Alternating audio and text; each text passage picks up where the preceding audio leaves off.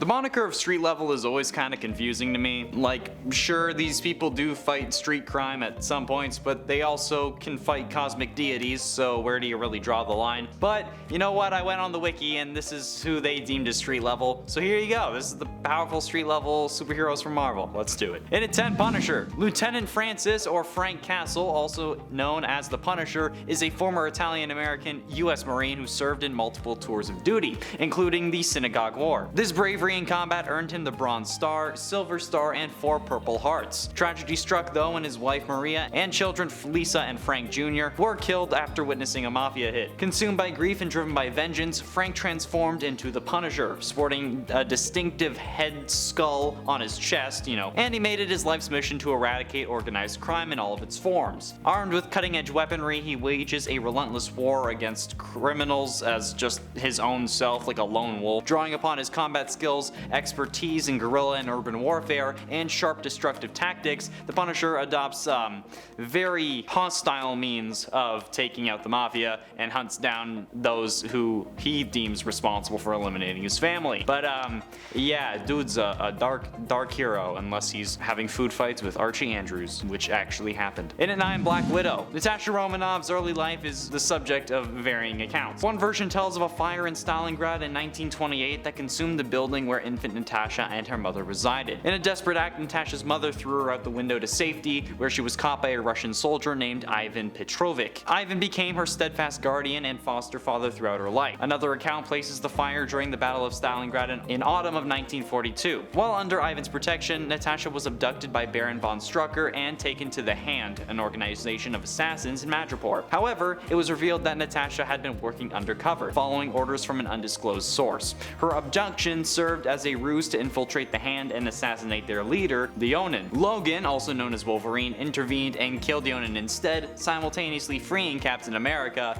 But yeah, which is weird because then Natasha would then work with Captain America, despite being, yeah, it's a whole thing. The timelines are weird when you have super soldier and like Wolverine powers and you don't really age. In at 8, Black Cat. Felicia Hardy's father, Walter Hardy, was a renowned cat burglar who instilled in his daughter's mindset a sense of never settling for mediocrity. He encouraged her to pursue her passions wholeheartedly, urging her to aim for being a basketball player rather than just a cheerleader if it was her true passion. During her freshman year in college, Felicia attended a party that turned into a harrowing experience where she was almost attacked by a drunken fellow student in a bathroom. Fortunately, another student named Ryan intervened, saving her from the assault, and from that, Felicia and Ryan formed a close bond, spending a lot of time together. However, the friendship took a dark turn when Ryan insisted that it was time to take their relationship to a different level, disregarding Felicia's objections. Refusing to be a victim again, Felicia rejected the idea and made a decision to seek revenge against her assailant, even if it meant facing dire consequences. She dedicated herself to intense training in various combat techniques and acrobatics, setting aside her studies, and then after months of preparation, she embarked on a path of vengeance driven by her determination to bring justice to her attacker. And while she is sometimes depicted as a villain, she does often help Spider-Man when it's for the greater good. But if there's any money to be made in it, Felicia will typically want to make the money. But I mean, I guess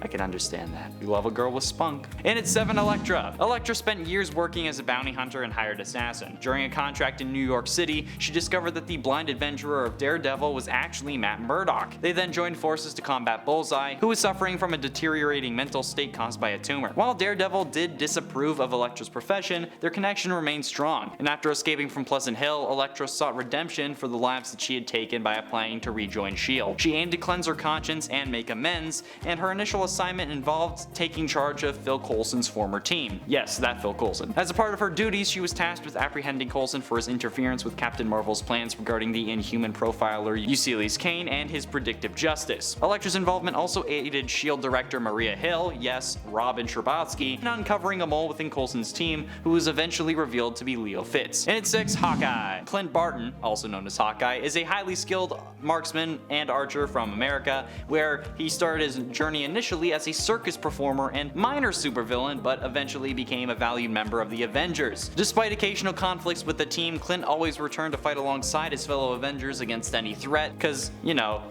yeah. Dude kinda has like a Robin-esque origin story too. Being raised in a circus and trained by criminals, Clint still overcame a troubled youth to become one of Earth's greatest heroes. He is widely recognized for his exceptional mastery of a bow and arrow, displaying extreme precision and never really seeming to miss unless he means to. Throughout his career, he formed a strong friendship with Black Widow, aka Natasha Romanoff, and was married to fellow superhero Mockingbird, with whom he co-founded the West Coast Avengers. But I guess they don't film in Vancouver. Haha, it's a joke. Halfway through into number 5, Moon Knight. Mark Spector, operating as the vigilante Moon Knight, had a remarkable journey. Once a mercenary left for dead in the desert, he was granted a second chance when he was resurrected by the moon god Khonshu. Becoming Khonshu's champion and high priest, Moon Knight took on the role of a nocturnal avenger, safeguarding those who traversed in the shadows. However, Mark's life is not without complexity. He grapples with dissociative identity disorder, with different personalities such as the wealthy Stephen Grant and the taxi driver Jake Lockley. During his early days, Moon Knight fought crime with the assistance of a network of allies, including his loyal friend Frenchie Duchamp, the resourceful veteran Crawley, and Port of Diner owner Gina Landers. While Mark mostly operates as a lone crusader, he has been associated with various superhero teams throughout his career.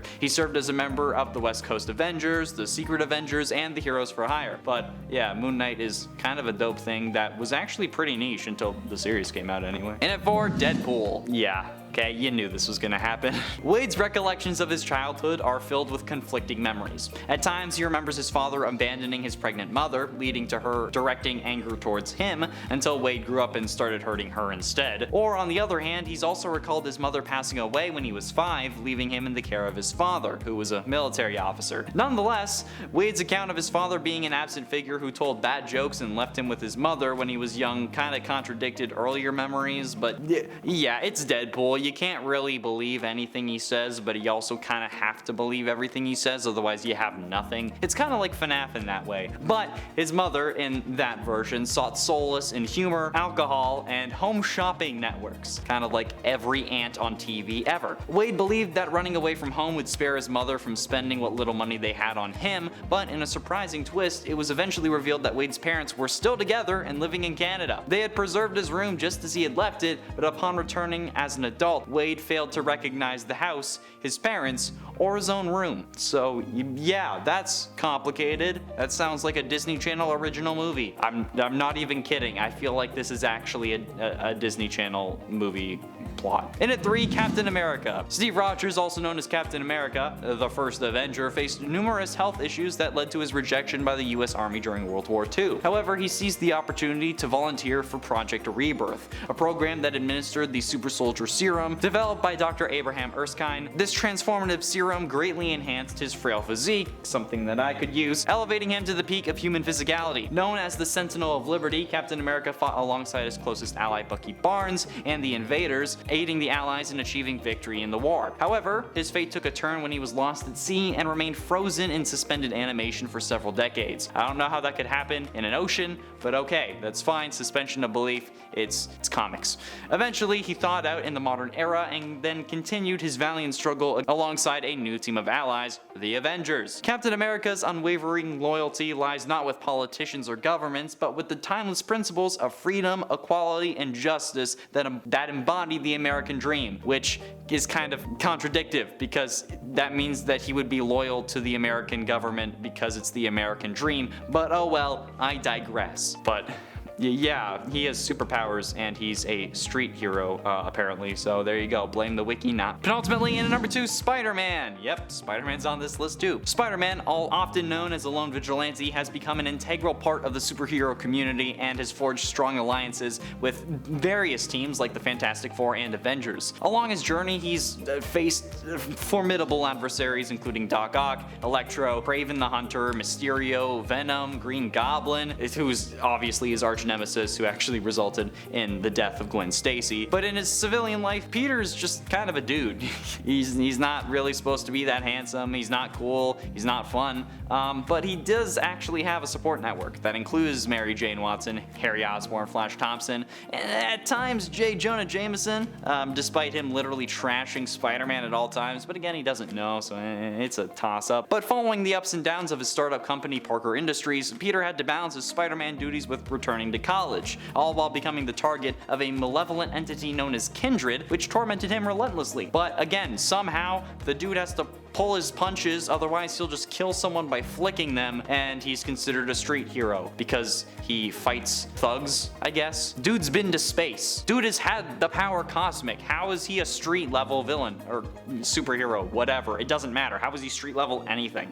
Whatever. Moving on. And finally, in at number 1, Daredevil. Matt Murdock, blinded as a child but gifted with heightened senses, fights for the underprivileged in New York's Hell's Kitchen as a zealous lawyer during the day and as the agile and skilled martial artist Daredevil at night. Raised by his father, an aging boxer, Matt was encouraged to pursue education and intellectual pursuits rather than relying on physical strength. However, after witnessing his father's death at the hands of gangsters who demanded that he throw a fight, Matt swears to fight injustice both in the courtroom and out of it. Initially portrayed as a swashbuckling, carefree adventurer, Daredevil was later reimagined by Frank Miller in the 1980s as a tormented hero who suffers a series of tragedies. Miller introduced the character of ELEKTRA, Matt's first and greatest love, who ultimately became an assassin and was killed by Daredevil's enemy Bullseye. But despite his pain and suffering, Matt continues to fight for justice, which is a good thing. But also, I realized this recently, Daredevil and Matt Murdock being blind and Superman's glasses are the same disguise. There you go. I've ruined your day. And if you want to know more about things that are probably going to ruin your day, be sure you click on the video that's popping up on screen. What a good pitch! You're going to watch that video for sure. Thanks for watching.